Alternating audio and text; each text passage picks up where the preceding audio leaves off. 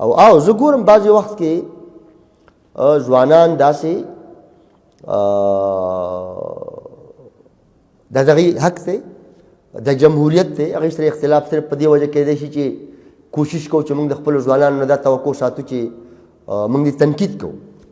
او موږ دې په دلیل خبره کوو او بیخي موږ دې دا انتها پسنده رویه نه کوو ځکه چې اکثر زه ګورم زموږ په دې معاشره کې او په دې ژوند کې که موږ وګورو د جنګونو د تشددو د دماکو د اقتصادي بدحالۍ د بېروزګارۍ د جرایمو زموږ په رویو اثرات کړي دي زموږ په ټولو رویو اثرات کړي دي نو دغه هم زموږ په نظر کې ده موږ کله د خپل کام نه نه یو خفه شوي ځکه چې موږ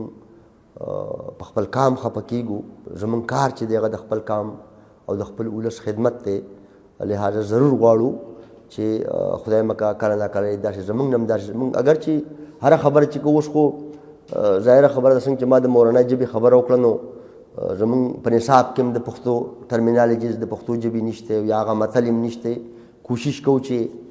خپله ژبه هم ژوندی وساتو خپل تاریخ هم ژوندی وساتو خپل ځوانان هم ځان سره وساتو او دا مبارزه چې دا جدوجهد چې دی چې دا زموږ د ټولو په شریکه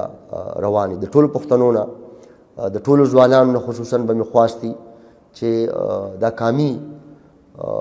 مسلې دي باید چې موږ یووالی پیدا کړو موږ بیداري پیدا کړو